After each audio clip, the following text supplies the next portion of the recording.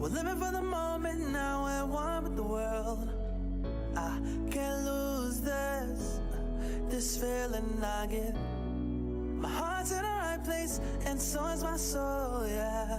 I won't take no excuses for it. I want it, love it, need it, live it. I feel like something's missing when I do not have it. I feel it in my bones, gotta find my space. These emotions on my face, taking a toll, I gotta pay it forward. I'll give it all that I can. No matter what, I won't let up. It's in my soul, it's in my blood, and I won't take no for an answer. If it don't hurt me, it makes me stronger. Yeah. No what, I won't let up. It's in my soul, it's in my blood, and I won't take it no more. I won't. Oh, baby.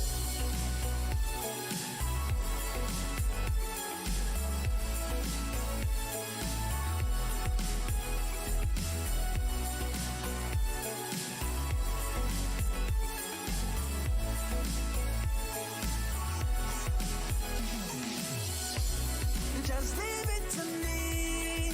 I know what I need. You'll find if you see. And if you believe, you live and you breathe, you'll find the key.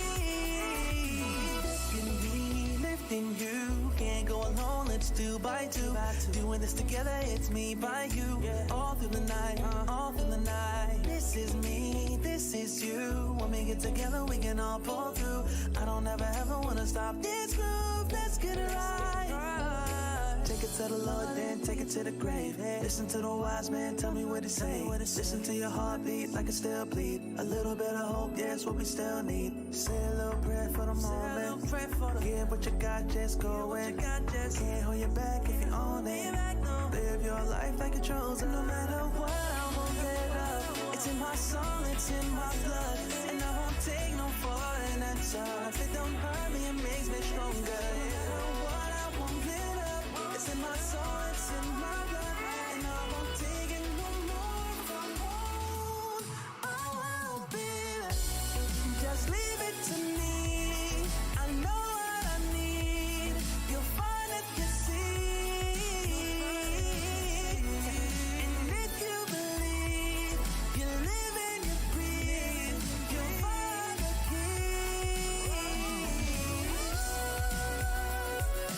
Know what I need, I know what I need.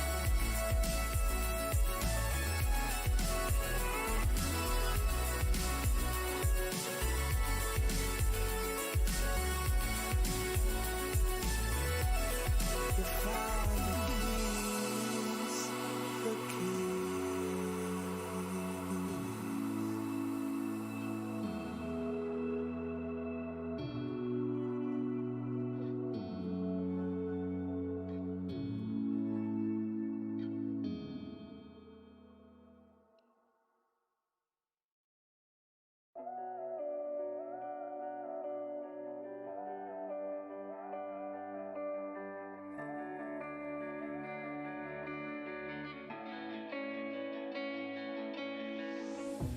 Chasing love in an empty bar.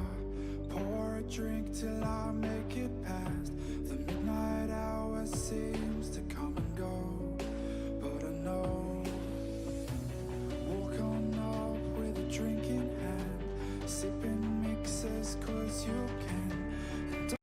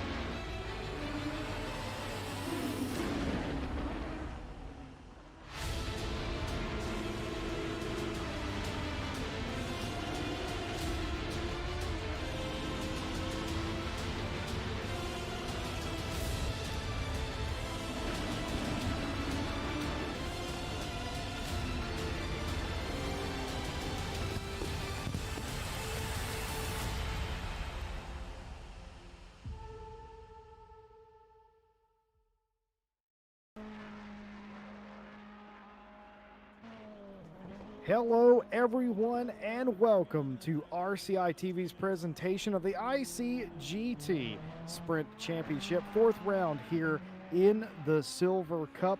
Just 2 rounds to go. We are here at the mountain, Mount Panorama, otherwise known as Bathurst, and we are so thankful to have you guys with us here today.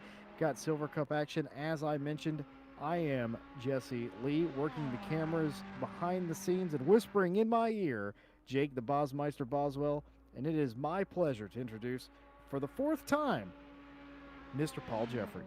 Hello, hello, hello, Mr. Jesse Lee, and everybody on the internet, sat at home, wherever you may be, doing whatever you may be doing, and watching us two duckeggs ramble on about stuff that's happening out on the racetrack. Pleasure to be here, mate. Looking forward to this. Bathurst. Always an interesting venue to go racing in a GT3 car. Well, it's certainly not the most easy track to get along with. I have certainly fought this place tooth and nail before, but one thing's certainly for sure, we have a smaller field here today, which is either going to be a really good thing or a really bad thing, depending on who you are. A lot of the championship contenders here today, some of them not. We're going to get into that at some point as qualifying just underway here. With a smaller, compact field, Mr. Paul Jeffrey, are you expecting even more intense racing, or do you expect them to be able to spread out a bit more than they usually would? Well, I think you touched on it in that opening statement. This could be a really intense race. A lot of the big names that we've seen in the series so far that have run up at the sharp end, that we know can compete with each other, we know can give each other space, are present in this race. But if we get something like a T1 shunt down in the chase or on the mountain part of the track, and that spreads out the field, we've got ourselves a little problem. We've talked about ad nauseum throughout the course of the season, the whole driving standards and quality of racing. And our drivers here in the silver category have been, I hope I'm not jinxing this, have been absolutely fabulous in the way that they've looked after themselves and each other out on track. So I'm not too worried about that aspect. We've seen some of these guys, we'll talk about, as you mentioned, the championship standings a little bit later in the broadcast.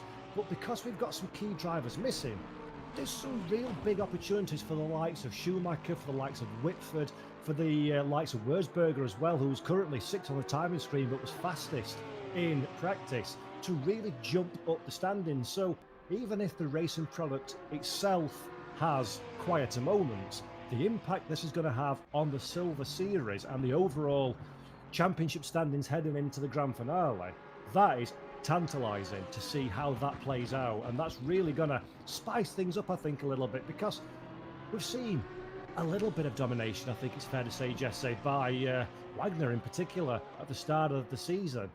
So to see a mix-up of the points heading into the basically a winner-takes-all grand finale after this race, whoa, can't wait, cannot wait.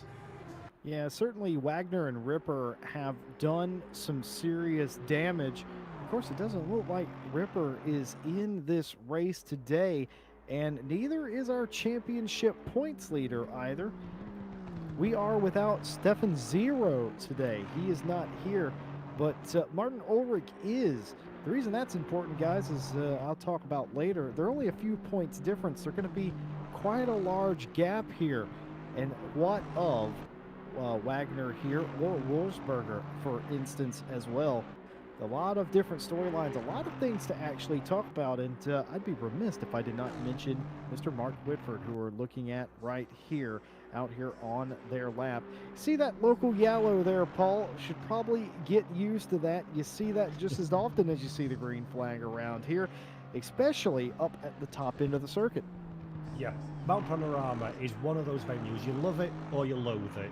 It's a much different racetrack than many that we find in Europe and further afield. Incredibly fast. So you've got the mountain straight, which is a flat out run towards the end of the lap. You've got the Conrad straight as well. Again, another massively long piece of racetrack. There's some really quick corners, but then you get into the Skyline, Dipper, the Essers, Forest Elbow, and that's just like Monaco or Macau. The barriers are right up alongside the racetrack. There's no opportunity realistically to go too wide. One small mistake, and we all know how fast these GT3 cars and how on edge they can be when you're pushing into the limit. One mistake, you're in the wall, you're going to attract some damage. Potentially, if you're in close company with another car as well, you're going to cause some kind of track blockage. So you've really, a lot of tracks have specialist drivers, and I think Bathurst is one of those tracks. You've got to really know the nuances of the circuit. You've got to balance your car setup. On this part, we're looking at Mark Whitford, who we were just then, but actually this is just as good. Daniel Wurzberger. This part of the track, you want straight line speed. You want the downforce trimmed out of the car. If you're slow down the straight, you're a sitting duck coming into the next braking point, which we're just about to hit here. So the car's got to be fast, it's got to be flighty on its tippy toes, no downforce, really cutting through the air. But then you go to the mountain section up at the top of the track, you want all the downforce you can get hold of, you want all the mechanical grip you can have in the car, you want the car to point exactly where you need to point, you need to be millimetre precise with what you're doing, and they are two polar opposite requirements of a race car. Sectors 1 and Sector 3, speed. Sector 2, downforce, corners, precision.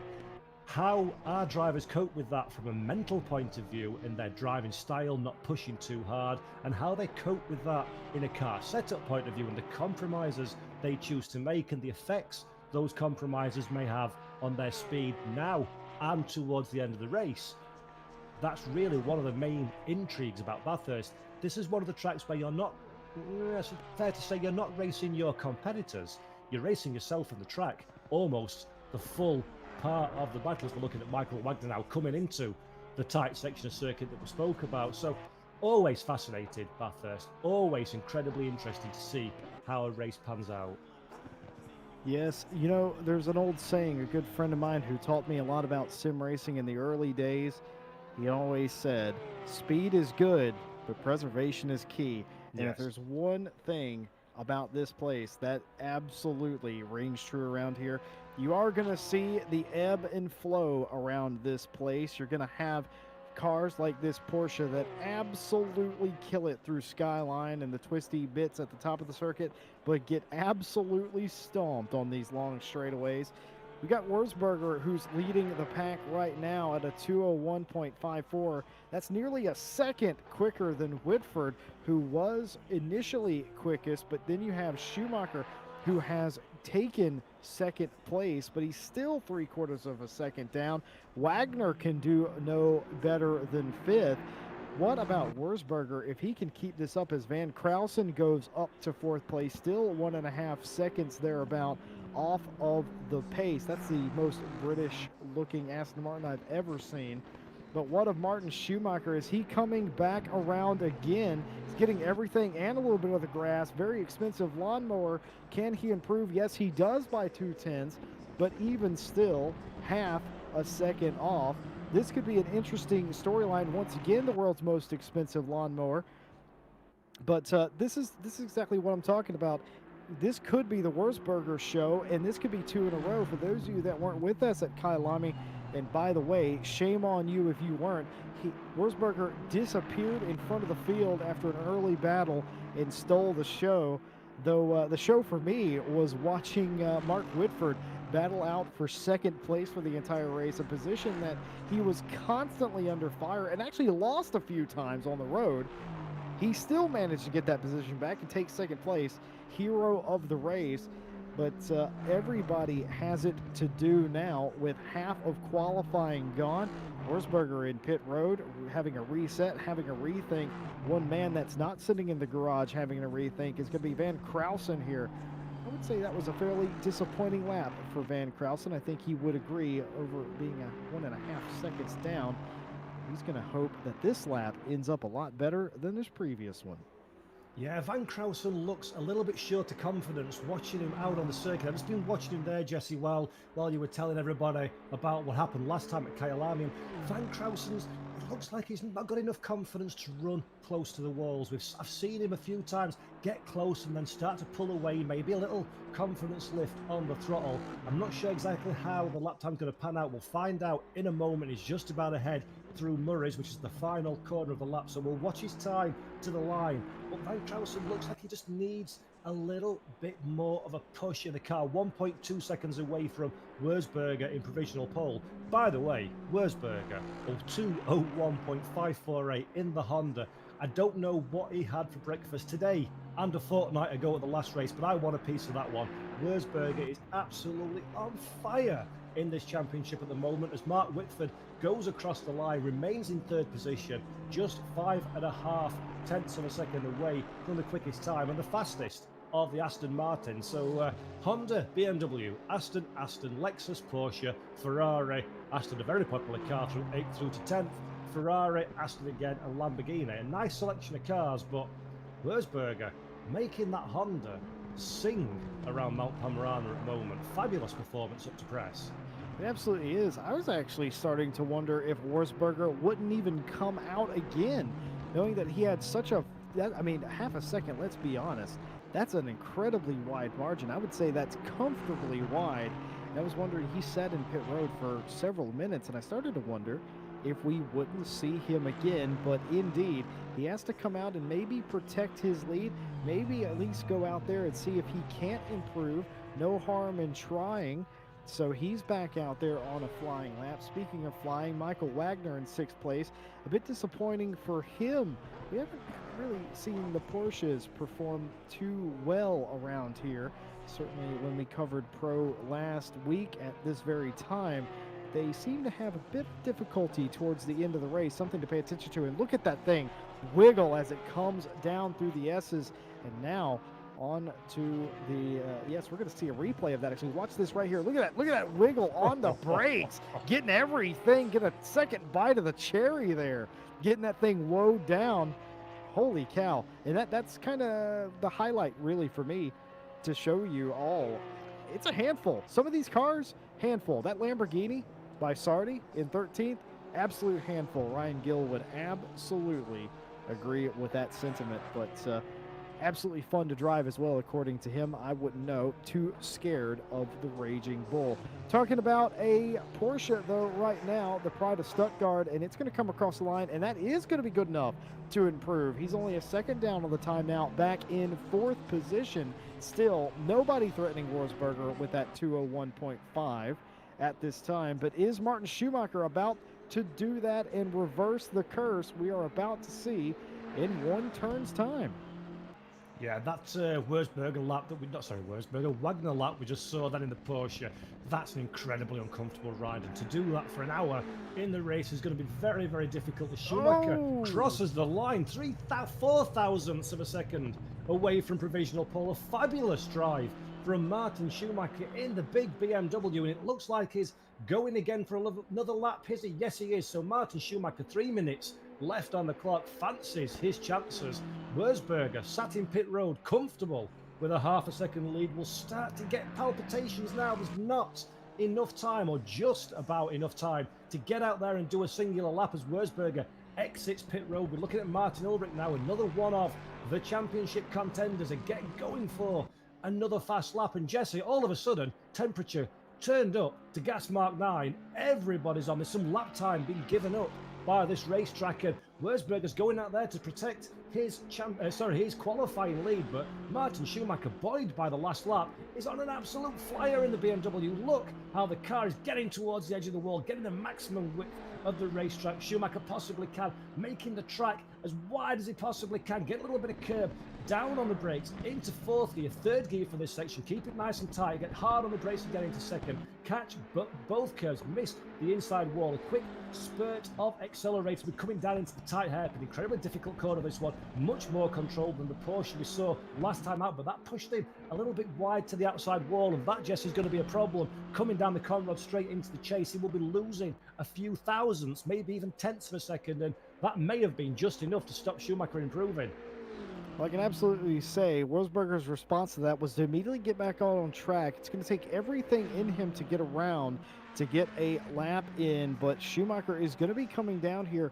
We never know if that, I think that was called Falcon at some point, He came out of that a little wide, like Paul Jeffrey said, but maybe it still might be enough as he's going to come across the final corner here. We're going to see just how good or bad this lap is. Oh, gets a lot of the grass there. That's absolutely going to hinder him, and he's going to not have an improvement. And I wonder, between those two little mini mistakes, how much of that cost him. He does have another chance here if he can get around.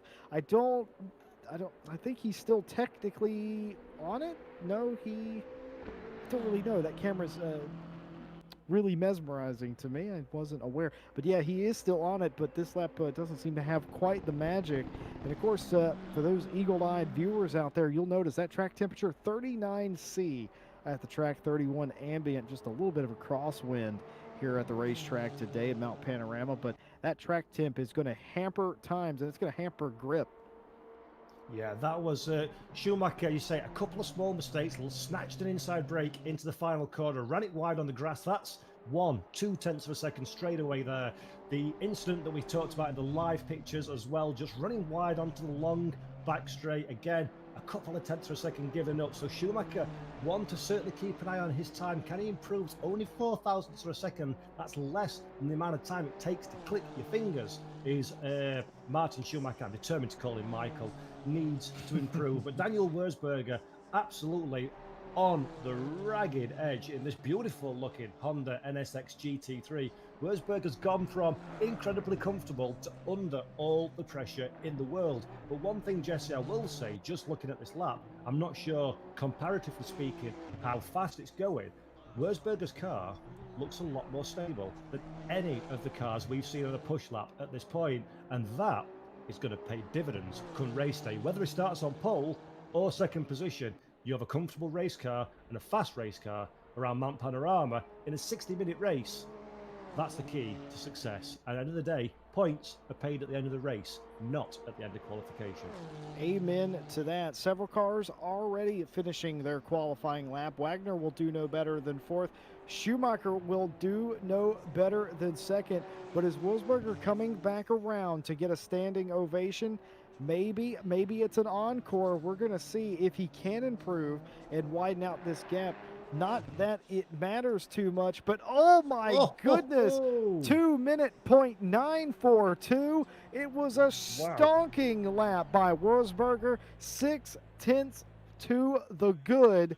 Absolute encore drive, and if he can keep that up, he is going to be on his way to 2 in a row. But as they say, qualifying is one thing, racing is another, because your focus has turned away from one lap speed to surviving 1 hour at the mountain, which sounds easy, but in reality is a really hard thing to do.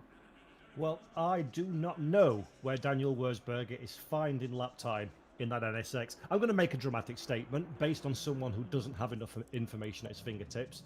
That's possibly one of the finest sim racing laps I have ever seen. To get the pace from that NSX, which is not the quickest car. Consider the track temp as well. That's ridiculous. That really is. That's a monumental performance. And I think Daniel Wurzberger's in the running to be one of the fastest drivers in a Honda NSX that I've seen in Assetto Corsa Competizione. And I've commentated over the official SRO Championship. So a phenomenal performance. Wurzberger, just wow. It'd be great to see how he transforms that pace into a race performance in 4.5 minutes.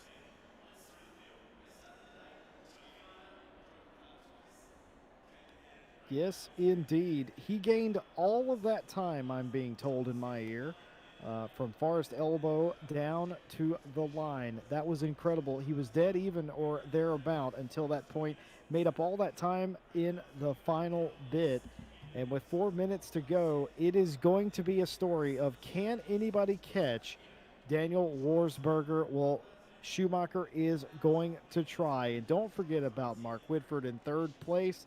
He's looking to make up big points today in other people's absence. So is Wagner in fourth and Ulrich fifth. Van Krausen's going to start sixth. Pimlott start seventh place. Mollier eighth.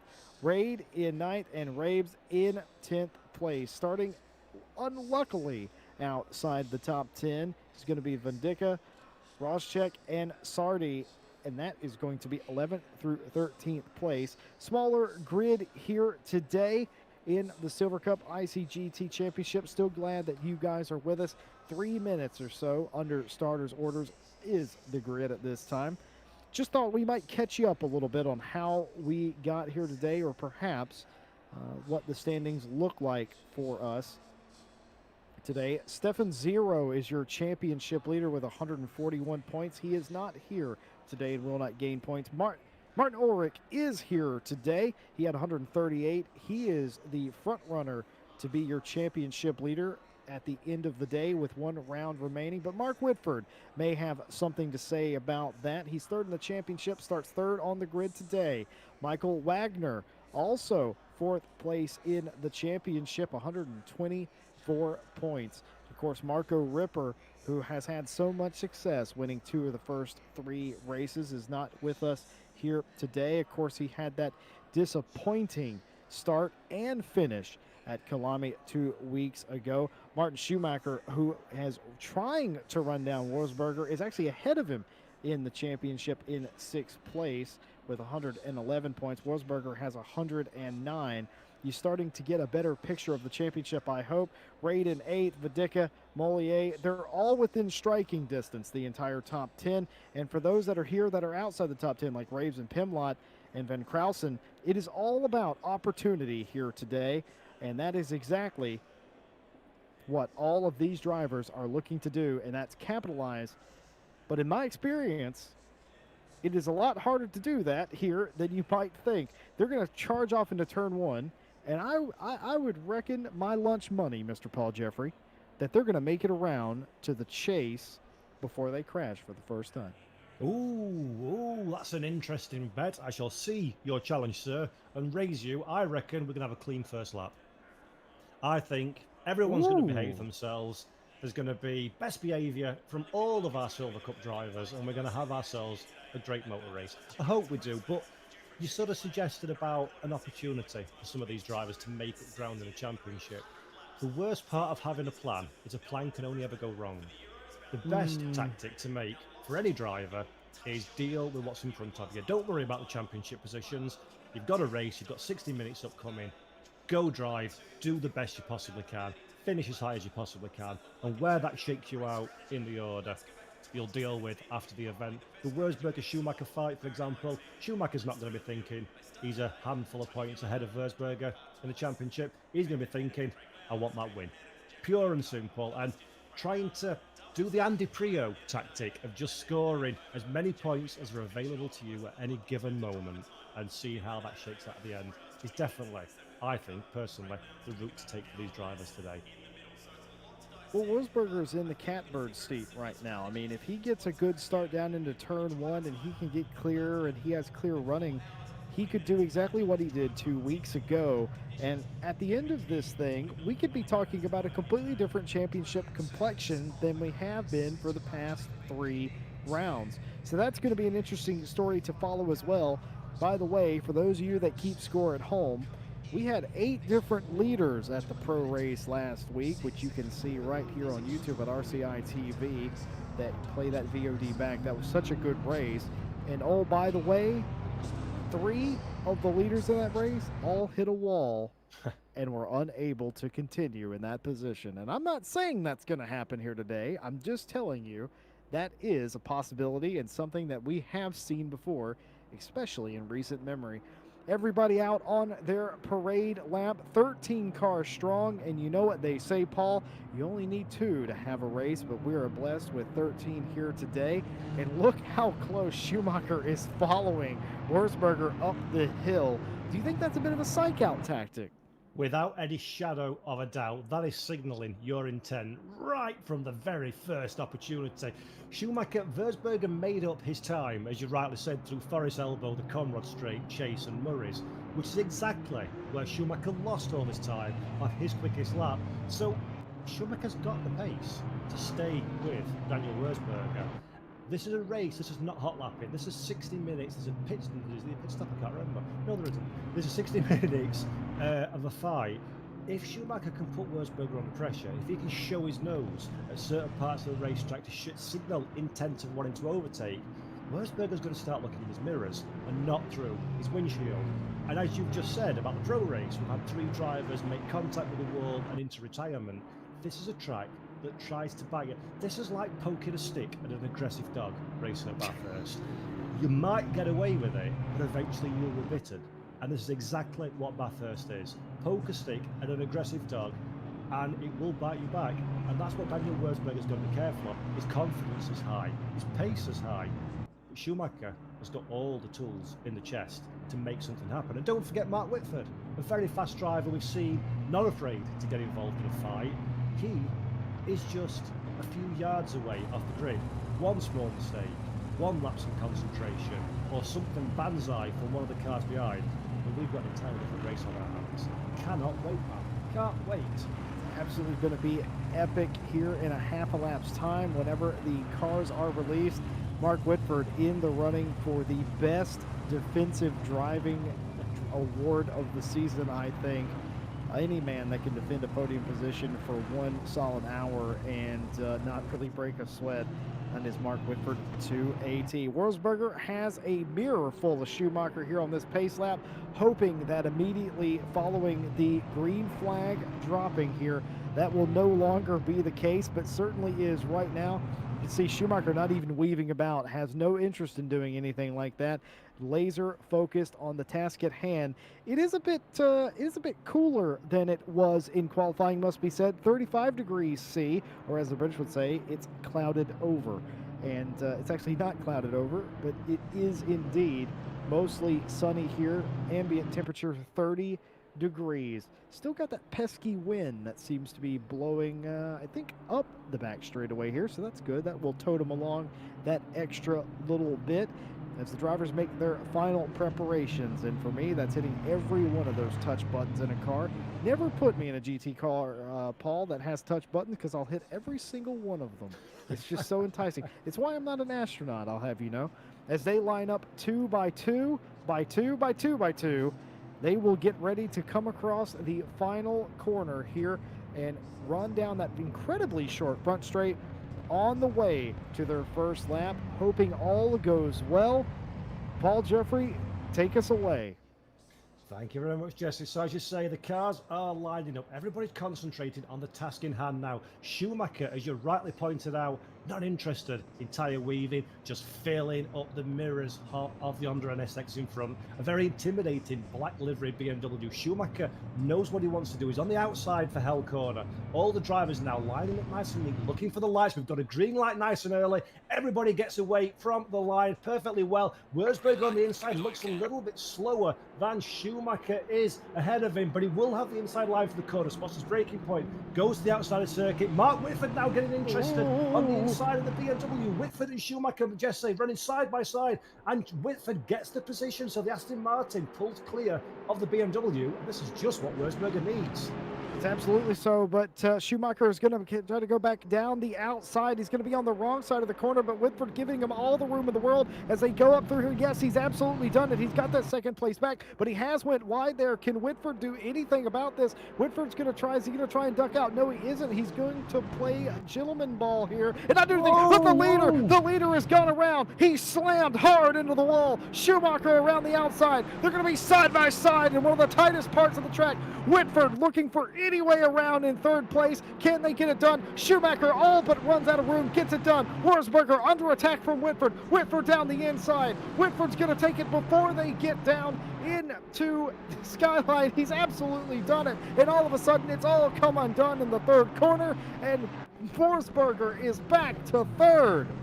Unbelievable mistake from Wurzburger there. Made contact with the outside wall as well, so there may be some damage on that Honda NSX. And this has opened the door, quite literally, for Martin Schumacher, exactly what he needed to have happen. And we saw last time out at Kyalami that Whitford knows how to make that Aston Martin incredibly wide. So if Wurzburger has got enough pace left in the car, enough confidence left in himself, it's no small feat to catch up with these two and overtake them in the next 60 minutes. But for us at home, that's brilliant. And actually, Whitford looks hungry to try and find a way past the big BMW. Cutting a massive hole in the air is Martin Schumacher. He's the first one through the clean air. The slipstream effect for Whitford will be significant. The Aston Martin, we well know, has got plenty of horses under the hood, Whitford now is going to concentrate on getting Murray's nice and neat, make sure he gets his braking point, gets good acceleration, coming into hell the first corner. Again, he'll want to hold back a little bit, give himself enough room. No point looking there, Mark. That's no way to overtake. Get a good run through here, get a good drag at the start, finish straight, and can he get a slipstream and catch Martin Schumacher? Will Schumacher defend? Let's see how this pans out, Jesse. This is going to be intriguing to see if Whitford can do it. These camera angles provided you by Jake the Bosmeister Boswell. We also call him Jedi Jake because he can predict things, and sometimes he even gets it right with the cameras where we don't know something's going to happen, and it does. Nothing doing there. Whitford staying in line there. Looks like the BMW has a little more pull up the straightaway. If you're Wurzburger, you have to be fuming about that start. Just got a little crazy here in this section right here under the brakes. Got the braking a little out of sorts, and all of a sudden completely sideways, tapped the wall, as Paul Jeffrey said. But they are all in a line here, and all of a sudden Wurzburger is catching up to Whitford. But for Whitford, this is a completely different ball game. Whitford remembers in qualifying, wait a minute, I was just as fast as Schumacher by the end of qualifying. I can have this guy. How hungry is Whitford for a win? He's been in the running, it feels like, every single week. He does not have a W or a big trophy to show for it. He's hungry, he wants it, and by the way, if he can get around Schumacher, that's just one more car in between him and the fastest man on the track, which is Wurzburger. I don't know how much damage he has. He probably has some, but it might not be enough to deter him from going up there. Keep in mind, he had about 6/10 in the bank, mind you, but look at this, a little bit of a back camera showing you just how close Whitford's getting. Whitford thinking about going to the inside. Is he going to do it? Yes, he is. He's going to get side by side as they go down through the chase. Here we so he just gets his nose cut off as we get to the chase. Absolutely nothing doing there. He's going to try and go the long way around. Something happened there. Not quite as fast Schumacher was around that corner, holding him up. It looks like a logjam on the A10. Here we go again down into the final corner, and they all have to go through single file. There's absolutely no room for a mistake, and if there's one person on this grid that's not going to make a mistake, it's probably going to be Whitford. Yeah, that was an incredibly close piece of racing, and that's allowed Wurzburger to close back up again and start buying into this fight. I was going to say that it looks like the BMW's got a little bit more horsepower down the straights, and the Aston's better in the twisties, but this is proving a lie to my comment now. Whitford finding some extra straight line grunt from somewhere to get really close to Schumacher, and Schumacher's the man under pressure now. Whitford, unfortunately for him, has got Wurzburger starting to buy into the fight, so he needs to defend and attack in equal measure. Schumacher needs to use this opportunity. The front three are starting to pull away from the rest of the pack. Ulrich retains his 5th position off the start, so Ulrich's another one to keep our eye on in terms of championship challenge, but the real fight, the real energy and excitement is this top 3, and for us, watching and commentating on this race, Wurzburger's mistake on lap 1 is the best thing that could have happened. This is going to lead up to 60 great minutes of action as we see Whitford just correct the car a little bit there. Fast correction, very well played. Schumacher needs to take this opportunity to start gapping. As he makes a mistake and runs wide, Schumacher avoids making contact with the wall. He's managed to keep the car under control. Steady on, boys. Yeah, places it in the middle of the racetrack, gives no opportunity. That was the right time and the right place to make a mistake. There's no way to run too wide. Schumacher gets a good run onto the long back straight. Wurzburger's seen all this in front of him. He's thinking there's opportunity aplenty. He's been right on board with Mark Whitford. Can he repeat what he did last time? Schumacher felt a little bit slower than would be natural through this part of the racetrack last lap out. This time he's got it all under control. Whitford not close enough to make use of the slipstream coming into the chase and the rest of the circuit, but that was scary for Schumacher, and that's reminded him, that's the poking the dog with a stick thing again.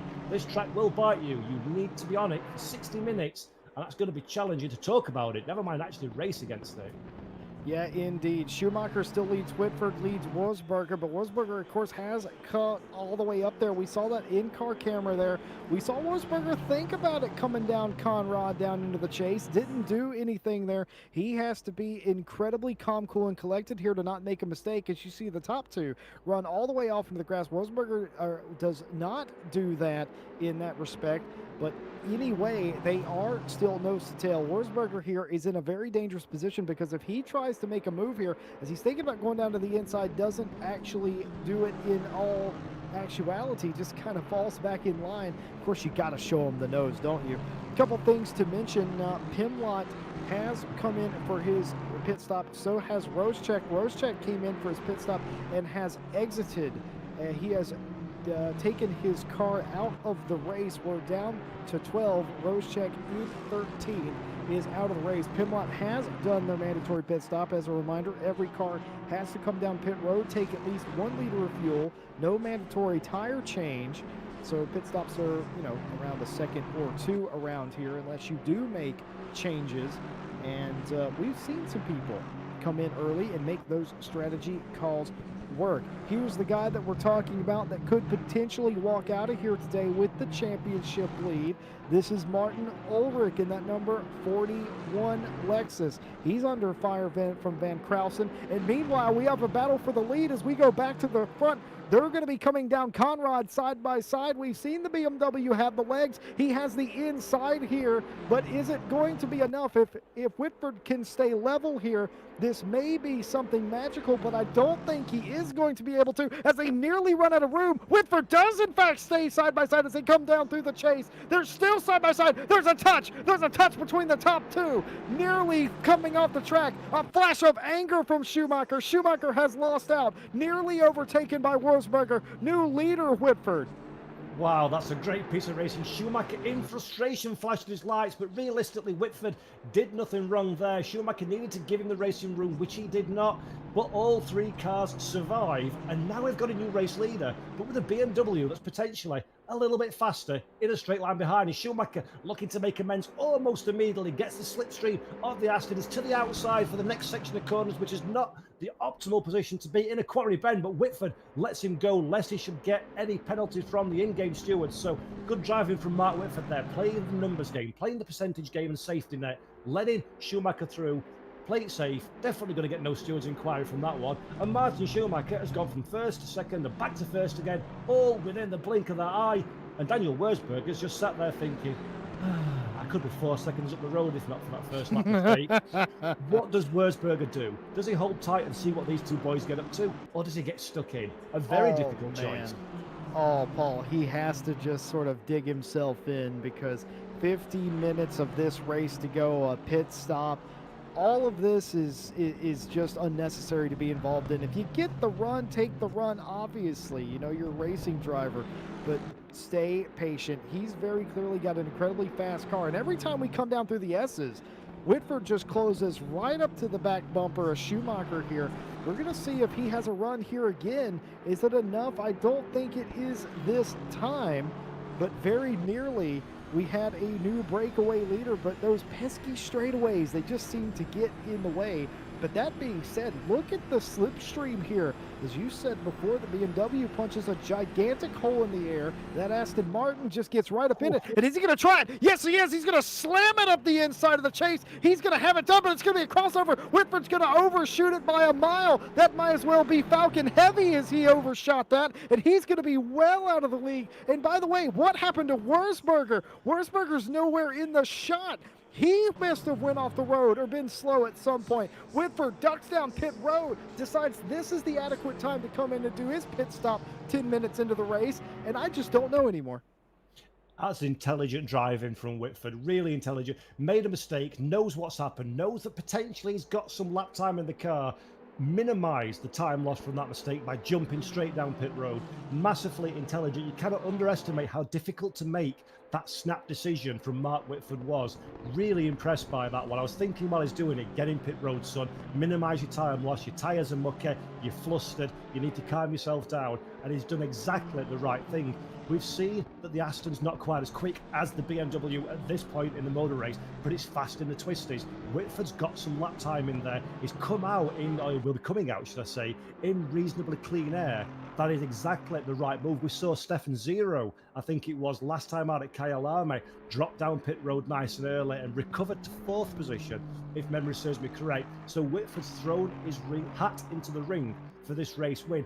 We'll keep our eye on him while we see Schumacher and Wurzburger, but unfortunately for Whitford, Wurzburger's just dropped a few car lengths away from the fight at the front of the field, so Schumacher now needs to get his head down and start putting some lap time in order to try and bridge the gap from Whitford, who maybe has new tyres, maybe doesn't, I'm not sure. I don't think he was on pit road for long, so I would assume he's just gone for a quick splash and dash. And this has opened up quite an exciting fight, but a great piece of driving there, Jesse. I think, is that the kind of thing you would have done, jump down pit road after that?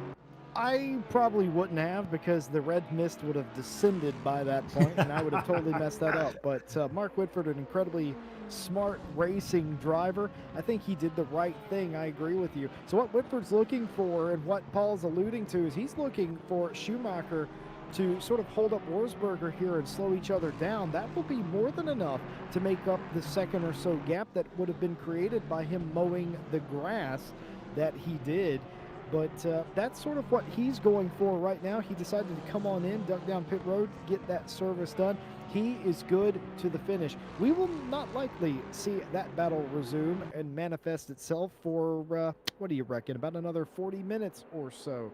But until then, we are still going to have a battle for the lead. This is round 2 electric boogaloo up front. Martin Schumacher and Wurzberger in opposite effect from the way that they started. Nose to tail again. One looking for redemption, one looking to make their BMW as wide as the track is, which is actually easier than you might think, considering the width of that BMW. That is a very long vehicle. But very wide, I should say. But this chase still continues, and while this goes on, oh no, dramas. Whitford has been given a 5-second penalty, Jeff. Oh, now that's interesting. I wonder why that's been applied. It's a shame for Whitford. That's made his job a heck of a lot harder all of a sudden. And if I'm Daniel Wurzberger, I'd be thinking about jumping down pit road as well. He's clearly faster than the BMW ahead. He knows he's got lap pace in that Honda NSX, assuming there's no damage from that first lap incident. I'd be thinking about covering Whitford. He'll see on his timing stack, assuming he's got it up on his heads-up display, on his monitor and in his race car, he'll see that Whitford's got a ton of clear air in front of him. If Wurzberger can get down pit road, get a change, get back out again, especially in front of Whitford, he's got all the free racetrack in the world to start hammering those big laps in and net overtake Schumacher ahead. So Daniel Wurzberger, does he want to do it on track? Does he want the glory of the broadcast overtake? And from a commentator's point of view, I really hope that's the tactic he chooses. Otherwise, this race is going to get very dull for a short period of time while we wait for all this to pan out. But from a racing driver, I think pit road is the most sensible course of action now. Oh dear. Well, a very disapproving Fabian Schmedberger, head steward here at RCI, has walked into my box and handed me a piece of paper over my shoulder. I judged by the look on his face that he was not very happy, and indeed that is the case. 5-second penalty for the number 86 car of Mark Whitford for forceful overtake into the chase. I think we all saw that, and that is indeed where that 5-second penalty has come from. And with his head hung low and his shoulders sort of drooped over, Mr. Schmedberger has very quietly closed our box door with that one singular penalty at this time, and don't think I've ever seen him quite that sad to hand out a penalty. I think he's sad that he had to do that because it sort of breaks up the battle, but I don't think that's going to deter Mr. Whitford from getting back into this battle, at least proving that his strategy perhaps could work. And of course there is the unthinkable situation of these two getting entangled together enough that would cause them to lose more than 5 seconds. I dare not say that in earnest, because that's not what we want. What we want is these two to beat 7 bells out of each other for the next 40 minutes. That'd be fantastic. I'd love to see that. And absolutely great driving from these two right now. And Wurzberger, who has ebbed and flowed up at the front so far in this race, hasn't left the pursuit from Schumacher yet, but of course the one singular penalty, and now you know what it was for. Tell me in chat, guys, do you agree with that penalty? Yes, no? Well, I've got to do my best Martin Brundle impression and wholeheartedly disagree with that penalty. That it's a shame, but it is what it is. We've got to deal with that one now, and so does Mark Whitford, who's very much on the push. So 5 seconds, what's that going to mean in reality? Well, Daniel Wurzberger is doing his best to hold up Schumacher in defensive. We see Wurzberger jumping down pit road now, so he's took my advice from the previous lap. He's seen the 5-second penalty for Whitford as well and sees an opportunity there. So Wurzberger down pit road, see if he can try and recover something. So what does Schumacher do? What's left? Do you stay out knowing that you're arguably the slowest in terms of lap pace at this moment in time of these three challengers? And do you try and drag it out to the end and hope they get caught up in traffic, or do you cover and jump down pit road? We'll deal with that one later in the race, but here we see Sardi in the sole Lamborghini Huracan GT3 Evo. Very difficult car, very spicy choice for this racetrack, and doing a pretty good job to be running 8th on track at the moment, although he's got a bright yellow Ferrari right behind him. That's Vendica, I believe it is, in the Ferrari, looking to find a way past. So Italy's finest, racing on the best racetrack in Australia. Could only happen in GT3 racing, this, couldn't it? No, it's absolutely fantastic. And by the way, I just want to touch on that previous point. What does Schumacher do? He's only got one course of action here. He has to come down pit road this time. Otherwise, he must believe he is going to be overtaken via strategy. So I would expect Schumacher in. I think any other move other than him coming in to cover this time, I think that's going to be a very fruitless move. Otherwise, he has to. That could be the story of his race. I think if he comes down this time, though, I think he might still be just in front of Mr. Rosberger. But perhaps also interestingly, Whitford has come out 2 seconds or so in front of Rosberger. Of course, Whitford carries that 5-second penalty. But back to Sergio Sardi that we're looking at now. This man started dead last on our grid. He started 13th. He's up in 8th place right now. Of course, he hasn't pitted, but he's in amongst some cars, some beautiful Italian cars at that. He can't be feeling too bad about himself so far. Started last, moved up some positions, actually made a pass on the racetrack, it certainly would appear, and now is in pursuit of that number 88 Aston Martin. And like you said, I know a guy, we all know a guy, Paul, when Mr. Ryan Gill, who absolutely loves this Lamborghini, will swear by it around here, but it's actually incredibly quick. I think he's a bit of a loony, to be honest. I've driven that car around here and tried to hurt me a few times. Looks like Schumacher hasn't taken my advice and has indeed stayed out. So we will certainly see what that amounts to in about 40 minutes time. I reckon it's the wrong move, but who knows? He may have been playing possum this entire time. Oh yes, look what else has happened. Rosberger has got around Whitford as well, so that's very interesting now. I'm not sure exactly how that happened. He had a 2-second gap, and then all of a sudden he had no gap. You would imagine Whitford has... Oh yes, Whitford has damage on that car if you look closely, ladies and gentlemen. He has hit something, certainly with the front impact of that car, because his nose is a bit askew. So Whitford on lap 8 has smacked into something. We didn't see that, but there is certainly damage on that car, and you can very clearly see that is not handling very well. Bad day going worse for the third qualifying driver today. Oh no, and look just up there, Rosberger has also hit the wall again. More side impact in the same place. All of a sudden, Schumacher starting to look like a genius as we see that damage again. Cameras provided by Mr. Jake Boswell, showing you again the impact. All of a sudden, Schumacher's strategy's coming good. Yeah, this is, again, look how fast a race can turn on its head. In the space of 2 or 3 laps, we're only 20 minutes in to a 60-minute race, and already I would not want to put any money down on what this end result podium positions are going to look like. While all this has been playing out, of course, the 2 drivers that we're looking at now have been down pit road, but while this is playing out, Martin Ulrich up to 3rd position. So our potential championship leader at the end of this event, unobtrusive drive, nice and quiet, got himself up into 3rd place, only a handful of seconds away from race lead. So Ulrich having a really good, sensible drive, exactly the kind of drive a man in his position needs to do. The Lexus and driver combination don't have the ultimate outright pace of this motor race, so he's keeping it clean, keeping it neat, avoiding touching the scenery or any of his other drivers, and he's doing a really, really solid job. If he can get in the top 3 or top 4 come checkered flag, and with the problems that we've seen for Rosberger and Whitford, especially with Whitford's 5-second penalty, that is entirely possible for Martin Ulrich. This is going to be a big payday in terms of points for the driver of the number 41 Lexus. And Schumacher, as you rightly say, is suddenly rubbing his hands together. Or I hope he's not, because driving no-handed at Bathurst is really not going to work out too well for you. But he's metaphorically rubbing his hands together, thinking, this actually is playing into my advantage. Another thing that Rosberger and Whitford have got to deal with is they're only 7 seconds away from the first of the traffic, unstopped runners. that will, even if they clear it Ayrton Senna-esque with millimetre precision, that's going to cause a time delay. If Schumacher can leave his stop right to the dying minutes, he'll have fresh boots and potentially track position. That's got to be an attractive opportunity for Schumacher now. His lap times are reasonable compared to his rivals, and the longer he stays out, the better track position he's going to have when he does come in for a stop.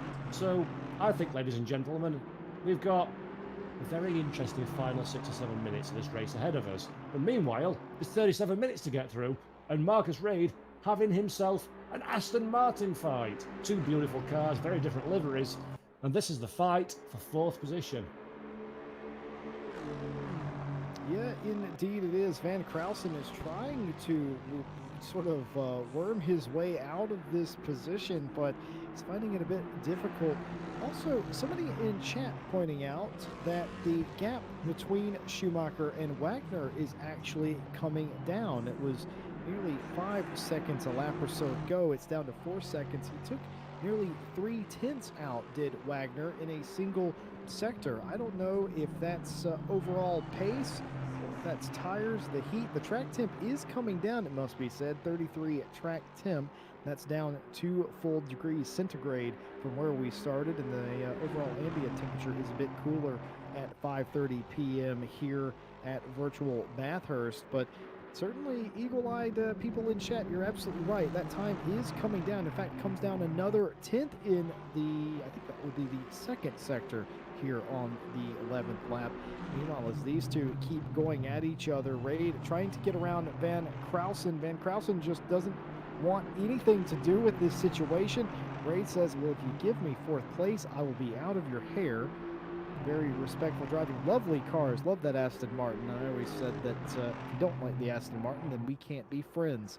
And I think that's very true here today with these two cars. They just look fast even when they're sitting still. Yeah, they're beautiful cars. It's my car of choice in Assetto Corsa Competizione. And really interesting. Same car, same race, same stage of the race, but two very different lines and driving styles from both of these drivers. We commented on Van Krausen and his apparent lack of confidence during qualification, and you can see it in this race. The car looks a lot stiffer than Reid behind him. He looks like he's not allowing it to be as free, which is something you really need on a flowing circuit like this. You need to free the car up as much as possible for these long straights that we've got on the track preceding sharp, tight corners. Van Krausen just looks a little bit more like you can imagine his shoulders hunched and tensed in the cockpit as Reid looks to the inside. A very, very, very late manoeuvre there. Reid catches the inside curve, makes contact. Very uncomfortable overtaking move there. Reid realised immediately he didn't have enough braking capacity into the corner, caught the curb on the inside. That fired him into Van Krausen, and that's awkward, Jesse, isn't it? That's some awkward driving. Well, I can tell you one thing. Fabian Schmedberger was just in our chat here at RCI TV on YouTube boasting that they didn't have anything to do. Mate, you better sharpen up your pencil and put your specs back on, because I believe these two gentlemen just made some more work for you there. I think that's going to cause some sort of attention. There's one thing you don't want to do if you're an Aston driver, and that's collide with another Aston driver, because that's a bit of a talking to. But great news for Ulrich, who we talked about earlier, our potential championship leader, now has a little bit more free air behind him. And this is the guy that we all thought was going to walk away from the race at the start. But a couple of mistakes, a new pit strategy later, Daniel Wurzberger has found himself in traffic. So this is what we talked about. He had clear air, he's charged, he's gapped Whitford, who Jesse rightly pointed out is carrying damage, and Whitford now pretty much out of contention entirely, not even in the shot as we're looking at Wurzberger trying to find his way past the Lamborghini. Every 10th of a second that Wurzberger is behind this Italian car is time in Martin Schumacher's pocket. Schumacher's up the pace a little bit at the front of the field, and Wurzberger needs to clear his car and clear it yesterday, but he's not doing that, and this is all playing into Martin Schumacher's hands. Yeah, you're absolutely right. I mean, the problem is when you get up here to Skyline and the S's, there's not a whole lot you can do. All you can do is really follow the car in front of you. You make a pass around here, it's going to have to be the tidiest of tidy. I'm talking Mr. Clean sort of pass, and I don't really think that Wurzberger is really interested in making such a pass, jeopardizing his race further, especially considering he's already had several contacts with the wall that may be hampering the handling just a bit. Certainly he's got pace in that car still, but even though he's still sort of in the mid-pack, he's going to go try. He's going to be the inside through down here on Conrad. He's actually going to get completely clear here. I think Sardi just kind of let him go, and that would have been the smart choice. Excellent pass. That was this, I can assure you, this is the silver class, but that was a professional move and very classy of Mr. Sardi here to allow a faster car through when appropriate. That's one of those things. It gives you a warm, fuzzy feeling, honestly, when you see him do that. But Wagner still chomping down the lead to Schumacher, down to 3.8 seconds the gap between the two of them. Wurzburger was held up a little bit on that lap, but not terribly so. Would have been a bigger issue had Sardi decided to block. Of course, that would have been his right had he decided to block, but again, discretion being the better part of valor there, just sort of lets him go. Now Wurzburger will set his sights on Vadica, who is in 8th place in a Ferrari. Very nice looking Ferrari, if I may say so myself. Will be the next target. We'll see how long it takes him to get by him. If Wurzburger's lucky, he'll catch him on a particular stretch of the track. We can get that done, perhaps down Conrad or down into the chase again. Certainly looks like that could be on the cards. Yeah, that's going to be critical for Wurzburger, where you catch these cars. As you say, the twiddly bits after Skyline, nigh on impossible. A sensible driver won't even attempt to make a move in that part of the racetrack. But you get held up, that's quite a significant piece of track. You're talking a good 15-20 seconds of the lap is spent in this practically no overtaking zone. Luckily for Wurzburger, he's far enough away to not really be held up by the Ferrari. This is actually an ideal place for it. You should get a slipstream down the Conrad straight. The Ferrari no doubt will think exactly the same as Sardi did behind. No point holding this faster car up. There you go. In fact, I think he even thinks he's been lapped. He's got on the brakes to get out of the way of the Honda NSX. So good driving there from Vadica. Maybe a little bit unpredictable. Maybe gave Wurzburger a slight Code Brown moment, but he's got through there. Minimum time loss, and that's exactly what Daniel Wurzburger needs to do. Mark Whitford now is basically in a completely different race, country mile behind, so under normal circumstances, I dare say Whitford would have pulled down pit road and called it quits, but we've only got 12 cars left on the track, so if Whitford can just struggle around, get a couple of places away from the bottom of the grid, which should be more than possible, it's still going to be tasty points for Mark Whitford, and that's still going to go towards his championship position at the end of the season. Daniel Wurzburger wants a race win. Schumacher up front, now 4.5 seconds to the good from the Wagner run Porsche. So Schumacher finding a little bit of lap time where he needs it up front in the big massive BMW. And I don't know, Jesse, I really wouldn't, I'm not good enough maths to count all those gaps together quickly without embarrassing myself to see if this is enough for Schumacher to have track position, but it's going to be close. It's going to be close when Schumacher comes down pit road at halfway. So I've been working on I have a calculator. Fans of RCI TV will know that I like to get out this calculator, and it typically explodes by the end of the race, and I'm pretty sure today won't be any exception to that. I don't think Schumacher has done enough to stay in front of Wurzburger. Even with the minor setbacks Wurzburger's had, I still think Wurzburger's going to come out about 2 seconds ahead at this point.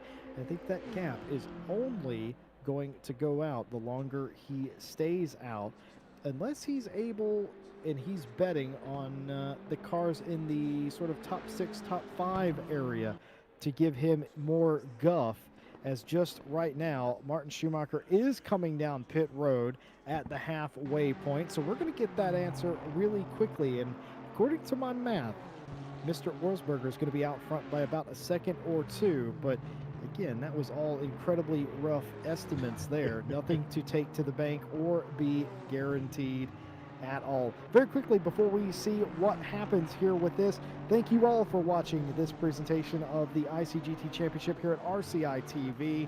And we hope that you're enjoying the Silver Cup with me here. Jake Boswell behind the camera and Paul Jeffrey in the booth with me. I'm Jesse Lee, and we invite every single one of you to stick around and see the conclusion of this race. And why not hit that subscribe button, and why not like if you like hanging out with us here today, and always stay up to date with races that we have on here today. And here it is indeed, as just as scheduled. Schumacher is going to come out of pit road, but he is going to be overtaken by Wurzberger. It isn't 2 seconds. It's going to be side by side very nearly. Nothing between the two of them as they come up into the second turn, and nearly almost had him there. I expected that gap to be a bit longer than that, but nose to tail. And what we're going to learn down Conrad this time by is how many ponies that BMW has over that NSX. Well, that is absolutely outstanding pit stop strategy from Schumacher. The BMW is clean, it's not made contact with anything, he's got fresh boots on, and there is traffic ahead. Wurzberger, does he have lap time still in this Honda after his many off-track excursions? We will find that answer out in the next few minutes. Schumacher needs to warm his tyres up. I expect him to drop away a second or two. Don't be concerned at home about that one. Schumacher needs to bed the car in after going slowly down pit road. He'll come back at him, I am absolutely sure. And this is going to be amazing. We've got 1, 2, 3, 4, 5 cars in front of these two. Yes, they'll need to go down pit road, but it may not be anytime soon. Traffic, new tyres, different cars, two incredibly fast and respectful drivers. 26 minutes and 52 seconds of excitement, I predict, is ahead of us, Jesse. Yeah, absolutely. So Wagner assumes the lead of the race right now. He actually did sort of de facto get the number 18 up front. He's the wild card in all of this, by the way. Remember, he was actually closing down Schumacher at some point, so I don't think he has enough in it. But if these two actually get to racing, or if Wurzberger gets held up by, not really lap traffic, but the top 5 here, that could bring Schumacher right back in it and could slow them both down. And then all of a sudden, Wagner is in the catbird seat. These are all things that could happen. Oh my goodness, I need to take a breath. Isn't motorsports confusing?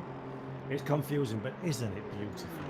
I will say though, Schumacher had a very poor outlap. He's dropped further back than I would have expected. That's a really poor outlap from Martin Schumacher. This might cost him at this stage in the race, where the tyres are at their newest, or the freshest, sorry, after cooling up and re-warming back up again. This is the best grip that they will give off at this stage of the race. Of course, they have done half race distance already, so they're not brand spanking new tyres, but this would have been Schumacher's opportunity. While Wurzberger's under pressure, trying to find his way past the Aston Martin, Schumacher would have wanted to be painted to the back of that NSX. Bit disappointing there from Martin not to be right on the tail of the car, but this Aston, Rabe is not interested in giving this position away. He's fighting tooth and nail, and this is exactly what Schumacher needs. Wurzberger's not going to find any opportunity to overtake during this part of the racetrack. This should allow Schumacher to close back up again. We've seen the Beamer is fast in a straight line. Already you can see from this rear-facing camera, great camera work from Jake Boswell as well there, so thank you very much for that. We can see Schumacher closing in, a double slipstream from the Aston, from the Honda. The Honda's got the legs, he's going to the outside, he will be at the outside for the chase. He should have enough overrun to clear the Aston before they get to the turning point. Yes, he does. The Aston sees that one. That's a fight that's over for him. Jumps back into the slipstream. Schumacher now's got a car between the two of them. Can Schumacher find it on the brakes? No, he can't. He thinks better of that one, gets a good run through the chase. He'll look for an opportunity into Murray's.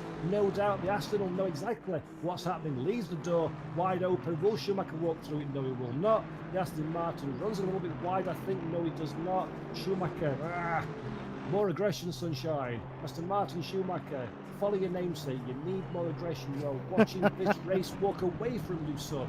Come on. I just think that he's not as confident through the twisties in that BMW as some of the other drivers, i.e. the Aston Martin. I don't think that perhaps he hasn't quite, but he does have the legs on the straightaway. He will go ahead and overtake him around the outside here. He may not even have to get to the corner. No, indeed. The gap is there, and he has taken it, but it has widened back out, so no net gain for being held up, as Wurzberger is able to maintain that gap that he already had. And oh dear, I see another disapproving figure over my shoulder. It is again Fabian Schmedberger. He has another 5-second penalty. It's going to be the number 16 car of Raid. losing control and taking out an opponent, but giving the position back, and that's why it's only a 5-second penalty. And again, our stewards here, very astute to that sort of thing. If you show remorse for what you've done, you're likely to get a shorter sentence. It's exactly like that in the court system, I believe. That's an excellent way to put it. Great work again from the stewards. Thank you to everybody who gives up their time to allow these races to happen and be as clean as they possibly can be.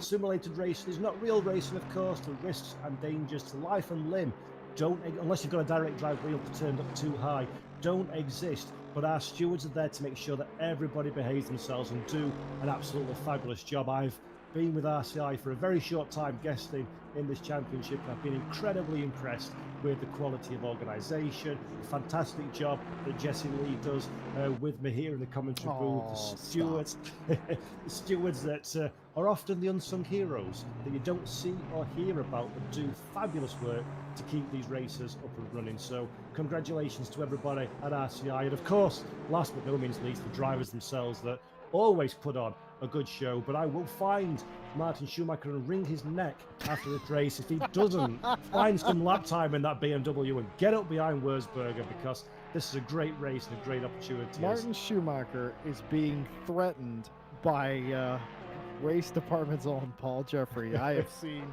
everything there is to see in sim racing. And more to Paul's point, our we don't really talk about it too often, but our crew in the stewards box today, of course, AJ, Daniel Monteiro, Nick Setnick, Richie, and lead steward Fabian Schmedberger in there today.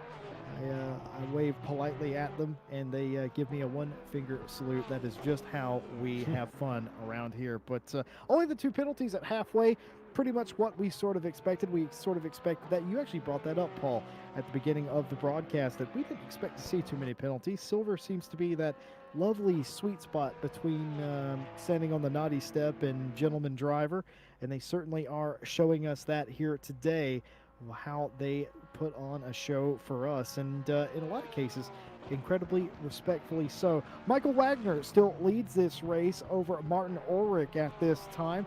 Of course, everybody with that amber number 1 placard beside their car number still have to come in and do a mandatory pit stop. You have to add at least a liter of fuel. You are not required to take tires, though you may, but that will add more time onto your stop. Temperatures continue to fall here in the afternoon here in Bathurst, Australia. 5:48 p.m. in sim time, 32 degrees on the track. And as the temperature comes down, you would assume the grip level is going up, and I suspect that's having a dramatic effect on some of these cars based on how their tire pressures were probably set up for how hot it was earlier. Yep, Martin Ulrich seems to be a man that's benefiting from the change in track temperature. Ulrich's never really shown the ultimate pace that some of our more dramatic entrants into this race have shown so far, but is slowly but surely chipping away at that race lead for Wagner. The faster Ulrich can go now, the cleaner air is going to come out once he's had his pit stop. And Ulrich, remember, I know we've talked about it a few times in this broadcast, but it bears worth repeating.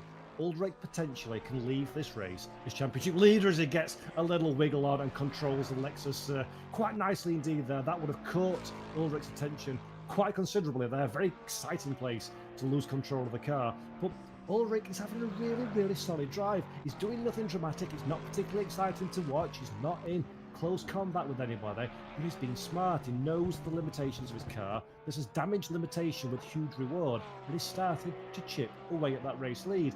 I am certainly not going to try and do the mental mass of this one, but with Ray behind having a 5-second penalty applied to his time, I dare say Wurzburger and Schumacher are too far down the road to overtake on track. But Ulrich could well come out here in 3rd position overall, and a podium from 5th on the grid in a car that's not really singing as well as he would hope it would do. What a result if he could achieve it. 18 minutes and 46 seconds between now and that happening, and there's plenty of opportunity to go say hello to some concrete barriers, grass and or your rivals before then. But a great piece of driving so far from Ulrich, as we see 3rd place Marcus Reid under pressure from man of the moment, Daniel Wurzberger. 2.2 to the good from Martin Schumacher. Yes, indeed, and it's looking like a battle to be. Actually, no, it isn't going to be a battle, as Raid has decided that is his cue to come down pit road and get his pit stop taken and underway, and that will promote Wurzberger to third on the road. First after the pit stop, certainly, and that'll promote Schumacher, of course, to fourth place there. But just going back to Ulrich for a second there, he's the one that stands to be in the lead of this championship. Of course, Ripper not here today, will not get points. Ulrich number 2 in the championship. So despite Wurzberger, who may go on to win this race, it won't be that big of a deal for Ulrich because he has such a cushion. Because Wurzberger had, I think he did not show for the second race in the championship, and that's why he is as far down the list as he is. But it will be a big day for Ulrich here. He will assume the championship lead unless something catastrophic happens in the final 17 minutes. How'd you put that, Paul? Saying hello to the concrete barriers? Yeah, just a small kiss and just let him know that you're there. That's all it is. A little pick on the cheek. Oh, a little peck on the cheek. Oh, Wurzberger has himself a real squirrely moment, manages to keep the car on the grey stuff, but that would have been, look at that. Ooh, I did not see that. I was looking down at my notes, and I saw that for the first time, and that might as well have been live because I jumped out of my seat. I very nearly sat straight on the floor for that one. I did not see that, and I'm almost glad I didn't. But you'll see here as the timing and scoring updates, I believe that cost him quite a bit, actually, that little bit of a moment over Skyline there. Let's see, whenever the timing updates right about here. Yes, indeed, that cost him nearly 3/4 of a second, that little mishap right there. And that's all it takes, something like that. Just like Paul was saying, you don't actually have to hit the wall. You get a little squirrely, and that's exactly what happens. Wurzberger's meanwhile sitting in that car going, it's driving fine, I swear. But unfortunately, the camera says otherwise, mate. It looks a little out of sorts sometime. But as some of the great racing drivers have said throughout history, if you're not out of control, you're not really in control. Yep, and that's never truer word spoken. But Wurzberger, it looked dramatic off cam. I assure everybody watching at home in the cockpit that would have felt 4 times as bad. And at that part of the track, Wurzberger did well to keep hold of the car, carried on pointing in the right direction. 3/4 of a second, realistically, is neither here nor there for him at this stage in the race. But that is so close to throwing it off into a barrier. Another 3-4 degrees worth of rotation in that slide, another 3-4 miles an hour speed carried into when that moment started, an inch to the right hand side on the grass, and you are going straight to the scene of the accident. And that, even for a driver of Wurzberger's skill and speed and confidence, that is how close to the edge each and every one of these drivers are. So we're looking at the grid saying, well, Wurzberger's nailed on for a win, Schumacher's nailed on for a second, Ulrich's doing good for a third. That could change in the flip of a coin so quickly and so easily. And that's what I said at the top of the broadcast. This is a race against the other drivers. Of course it is. It's a motor race. It's not rallying. You're racing against people on track. But actually at Bathurst, it's more a race against yourself and the circuit. Show it respect. Keep your concentration. Don't take too much. This is not a track like a modern Formula One venue where you run a little bit wide and you can go into 300 yards of run-off tarmac. Make a mistake, you are having a high-speed shunt. And that will remind Daniel Wurzberger quite clearly, this is not a done deal. 15 minutes. This is just a little bit shorter than a public lobby server race normally runs for. There's still a whole load of racing still to do and a whole load of opportunities for things to go very badly wrong in a blink of an eye.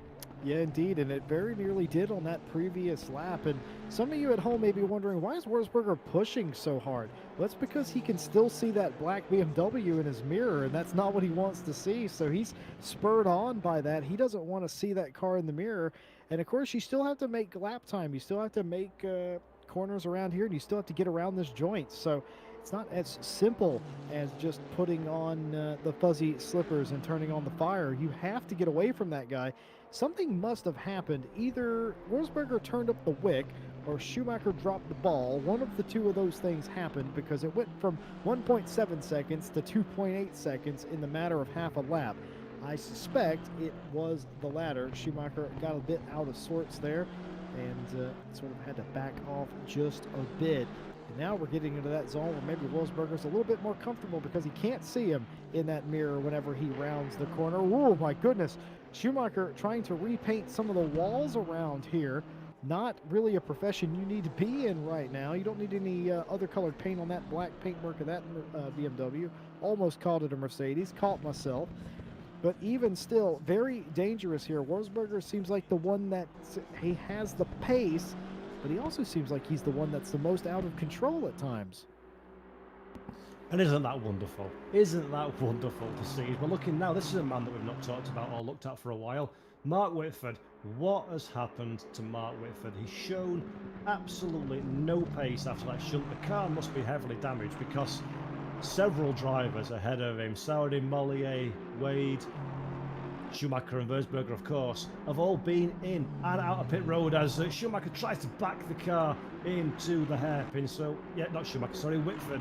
Struggling now, just trying to bring the car home, trying not to lose any more time as he possibly can, but it's got to be disappointed, Jesse. 9th position, looking good for a win. As you've said before, he's shown pace in every race that we've seen, but for one reason or another, the cards have not fallen his way. And Bathurst, once again, on the long plane journey home from South Australia. I think it's South Australia, I'm not sure. Mark Whitford's going to be saying to himself, what could have been? Yeah, indeed he is. I mean, these are the kind of races for me that I just try and forget. You have a nice cold shower and a nice pint, and you try to forget about it, because at one point in this race, the 86 was leading this race.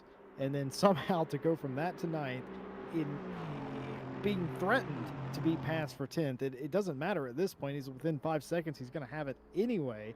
But it's just one of those days. It goes from bad to worse, and you got to just forget about it and move on. These are, of course, the most painful ones, too, knowing what could have been. But back up front, Michael Wagner still yet to pit. Also, Ulrich as well has yet to pit. That gap's actually stabilized. That was coming down at one point, and that's absolutely stabilized now. Top two still need to pit at some point in the final 11 minutes, I should say. And yes, some of you may be wondering, can they pit on the last lap? Yes, they may. They have to pit the lap before the final lap, because if they come down pit road as they're coming to the checkered flag, they'll be disqualified.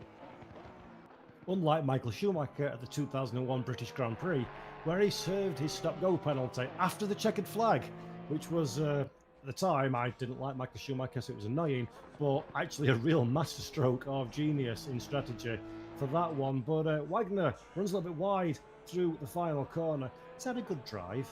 The car's held up quite nicely. As you say in the pros, the Porsche started to lose a little bit of its performance edge. It's a difficult car to drive at the best of the times, and it's one that really keeps you on your toes at Bathurst, but he's doing a solid job. It doesn't look like 5 seconds, but the time on screen suggests a 5-second gap to Ulrich behind. So Wagner may look at coming out around 4th or 3rd position. So he's done exactly what he needed to do. A big points haul for the Porsche driver at this stage in the race. And it's going to be a bit boring at the front of the field, surely, when you know that you're not going to stay there.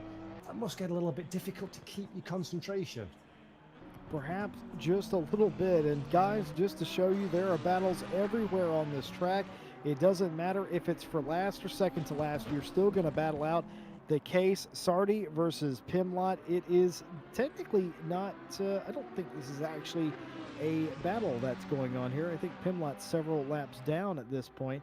But regardless of that, these two cars are still going to be sort of going at each other. I don't know how much Sardi is going to appreciate being accosted by somebody that's several laps down, but perhaps he was the one making the pass there. Is that Sardi? or excuse me, is that Pimlott in the 811 or is that the 46? That is the 811 indeed. So yeah, I think what's happened there is Sardi has passed Pimlott at some point, or not entirely. Oh, I see. I'm being told that Sardi just came out of the pits and is being hounded by Pimlott here. But hey, sort of at the end of the race, you're not racing anybody else. Why not? Get into a scrap with the car a couple laps down. Anything. I always felt like if I was fighting somebody, if I was trying to make lap time, anything like that, I always felt like the race flew by more other than just, sitting around. I feel like Wagner feels like this race has been 5 hours long because he's just been by himself. I think for Sardi and Pimlott, I think they felt like the race has been 15 minutes. That's the thing, just having a little bit of fun. The race is over for them now in terms of making any forward progression. And when you're driving in a league such as this, either at RCI or anywhere else, you know there's a certain quality of driver, a certain level of skill, professionalism, awareness, gentlemanly behaviour. And they don't come around every day.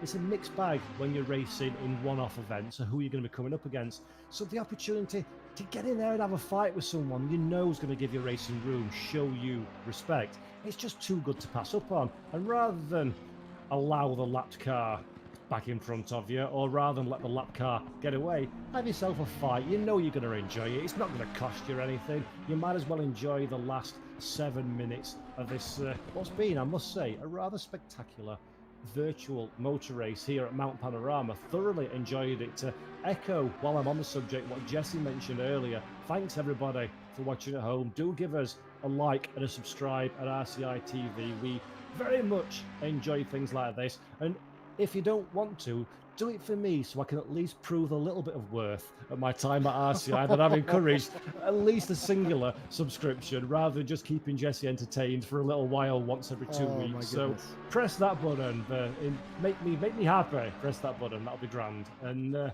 Sergio Saude is in the Lamborghini of the two cars, so the front of these two cars. And what's going to happen here? Will Pimlo try and overtake, or is he just shadowing at this stage in the race? I don't know if he has I don't know if he has it to do it, but I suspect because he knows that Sardi's not going to catch anybody by the end of the race. I reckon if he had the shot, he would have a go. But Pimlott is sort of a more level measured sort of driver, so perhaps not as well. I think he just likes having a mate out there racing. And by the way, to add into the plugs that Mr. Paul Jeffrey is on about, please do go to RaceDepartment.com and read any of the many articles that he writes over there. They're absolutely fantastic. I was reading through a couple of them today. I was actually picking his brain about some motorsport topics before the broadcast started today. Absolutely lovely stuff. Got a poll up there about the British touring cars. Go ahead and answer that for the man as well. What's your favorite era of British touring car? Had that conversation as well. Join the conversation at RaceDepartment.com and say hello to Mr. Paul Jeffrey. He's on there. He reads the comments. He's deleted some of mine, but that's neither here nor there. Only because they were wholly inappropriate, Jesse. That's well, you know what they say. But yeah, thank you for that. Thank you for the plug. And back to the racing action. We've got 5 minutes and 15, which is 2 laps and change of this Bathurst circuit in race conditions. And P1 and P2 have still not hit pit road. So, using your wonderful calculator of choice, the famous Jesse Lee calculator, is it when they're going to come down pit road in order to have enough time to still finish the event before the final lap? Yeah. It's going to be the next lap, hasn't it? Yeah, so what I think is going to happen here, and judging by the way that the races sometimes happens, is there's actually about to be a almost overtake here. We thought that Pimlott may take a shot at it if he has the opportunity. He certainly is thinking about it. Is he going to stuff it down the inside? No, he's not. He's going to be a gentleman and tuck back in. But even still, you could see that the intention was absolutely there. But I think judging by what we have now, I think they're going to go around one more time, and they're going to come down pit road. I think Wagner is going to take the white flag in pit road, serve his pit stop, and come back out, I think is what's going to happen here. I don't think they're going to pit this time by. I think it's going to be right at the end. And if Wagner comes, to prove me wrong, Wagner comes in. I don't think Ulrich is going to come in, by the way. I think Ulrich is going to do the strategy that I said, just so he can say he led a lap.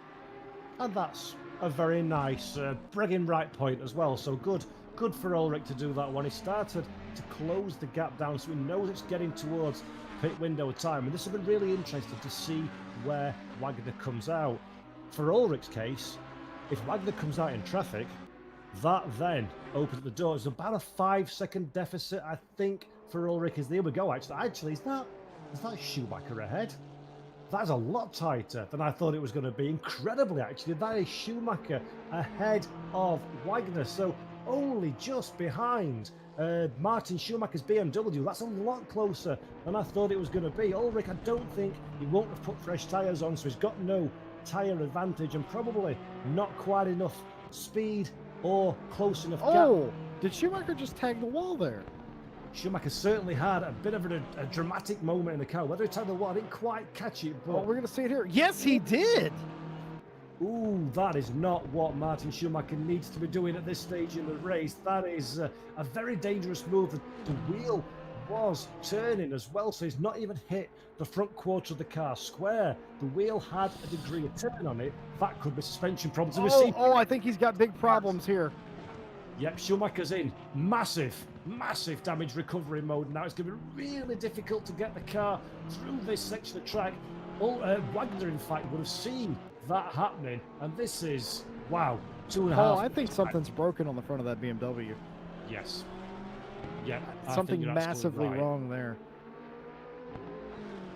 That is unfortunate. It is not what you want to have happen as you're coming down to get, I think, about 2 to go or something like that. Schumacher, it looking like he was going to finish second in this race. Would have been a keep your chin up kind of day, as Ulrich does come down pit road here on the penultimate lap. Schumacher has had a terrible mountain section here. It looks like he has recovered a bit, but certainly looked absolutely terrible. He smacked that wall. I can't imagine why he would drive straight into the wall like he did. Still looks like he's having a little bit of trouble turning that BMW. Wagner isn't going anywhere. This battle for second place is straight on here. Of course, Ulrich came in after leading a lap. Lovely stuff there. Rosberger is going to be promoted to the front of this pack. Schumacher second, Wagner third as pictured here. And with, well, 1.5 laps to go, as they say, game on. Yeah, Wagner will not believe his luck. He'll be mesmerised as to how he's found himself in this position. He would have seen Schumacher hit the wall. Have I said that before? He would have seen Schumacher hit the wall. Oh, there it Adelaide, is. 1994. It is.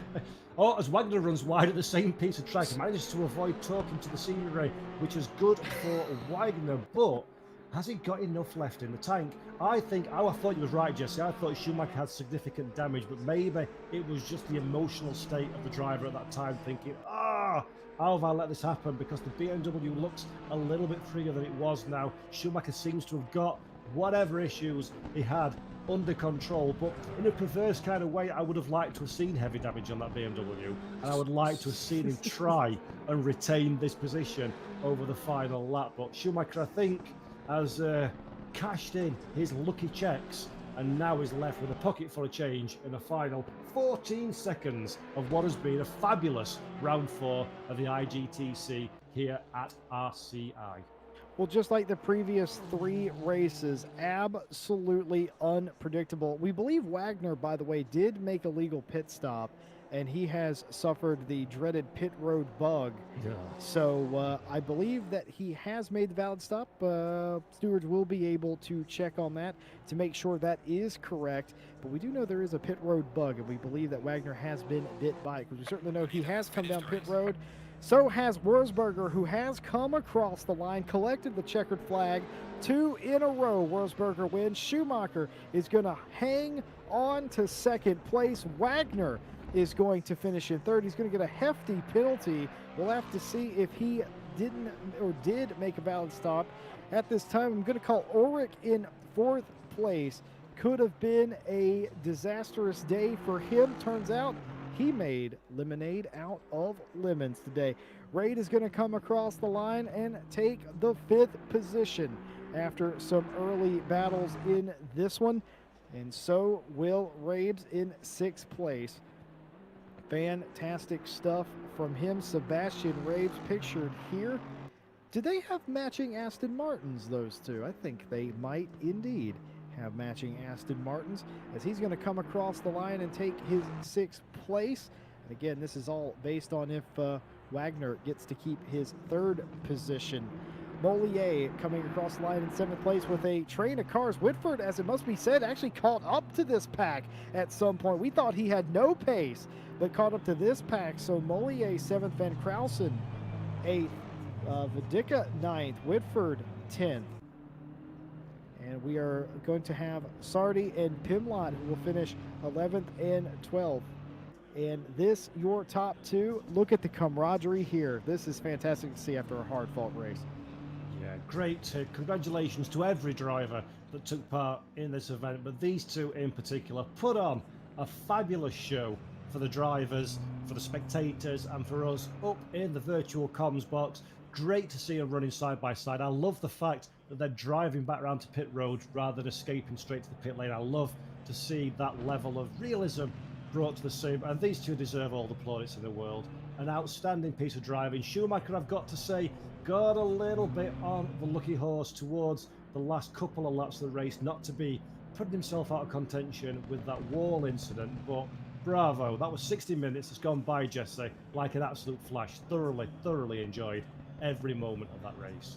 Yeah, any time you think you know how an RCI TV race is going to end, you remember you're on RCI TV network and you realize that that's never going to be the outcome today. Absolutely stunning stuff from Wolfsberger, who had the pole by quite a margin and then immediately got himself into trouble, allowing Schumacher through.